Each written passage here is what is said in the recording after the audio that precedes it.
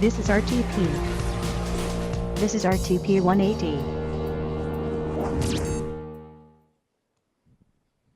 Thank you so much, Wade. You guys really are an alive group tonight, aren't you? Ooh, it's not one of those shows. Oh, I'm sorry. I actually want to start tonight by telling you a story, and we're going to go back about 14 years. And I want to tell you about a gentleman by the name of John Ellsworth. His son, Justin, was serving in the U.S. Marines, was deployed to Iraq. And Justin's job in the Marines was to defuse roadside bombs, IEDs. These are improvised explosive devices. And because of the time difference between Michigan and Iraq, he communicated primarily with his family via email. And in fact, one fall exactly 14 years ago, John sent an email to his son with a photograph of sunset over their favorite camping site in Michigan. And at that time, John said to his son, Justin, he said, "Son, beat that sunset." And Justin did, in fact, beat that sunset. In fact, with this photo here, this is sunset in Fallujah, Iraq, taken 14 years ago this month. Now, unfortunately, Justin did not get to enjoy sharing this photo with his father because it was found among his belongings on a floppy disk labeled "For Dad," after he was killed in action defusing one of those IEDs.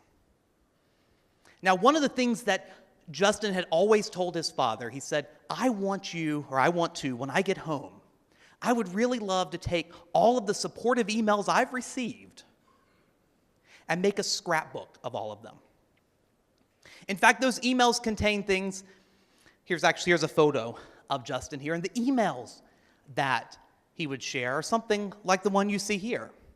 Hello all, today is October 16th, and there's a lot going on, as I'm sure you've seen on the news. He then talks about wanting to go camping. He talks about the holidays coming up, talks about hay rides. He also received emails, as I said, of people really supporting him. And so after he passed away, John Ellsworth said, I am going to make that scrapbook for my son. And that was when he went to log into his son's Yahoo email account, realizing that the password had changed. He was unable to gain access. So he thought, well, no problem. I'm going to contact Yahoo. I'm the executor of the estate. Surely I can get in. And then he ran headlong into Yahoo's no right of survivorship and non-transferability clause. Try saying that fast. But in fact, here it is on this screen. And I want you to understand that if we were to take the Yahoo terms of service and blow them up at the size I've showed you here, this paragraph would be about 14 floors below us. No one actually reads this when they check that box and when they create their account. But this prevented John from gaining access to his son's account. Well, John, being headstrong, took this to the court of public opinion, embarrassed Yahoo, and got Yahoo to finally say, listen, if you'll just get a court order, we'll give you access. We just want to make the bad press stop. And he was extremely successful. He got a court order from a court in Michigan, and they delivered the emails to him, but they didn't give him access to the account. They put the emails on CD-ROMs. And when he said he had trouble accessing them, they printed all of them out, spam and all, into 3 bankers' boxes and delivered them. Now, the reason I share that story with you is quite simply this. That was 14 years ago. Yahoo's policy really hasn't changed. And when I wrote my book, Your Digital Afterlife, I actually wrote it 8 years ago. It's the anniversary of it coming out this month, 8 years.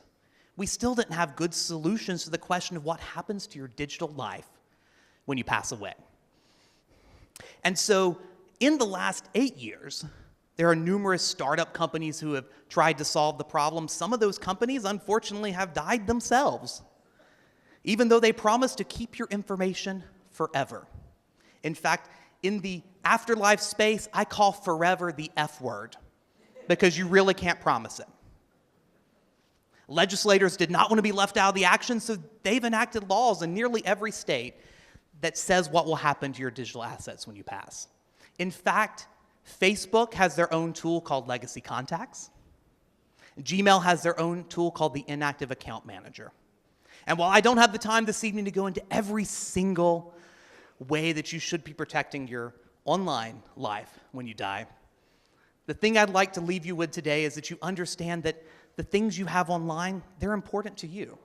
They might be important to your family, those photos, those videos, those emails. That's a rich history of your life, and there are some things that you might want to be preserved, and quite frankly, there are some things you might want to hide. All that being said, there's only one person who can take care of your digital afterlife, and that is you. And guess what, friends? You have to do it before you're gone. So now is the time to take action. Thank you very much.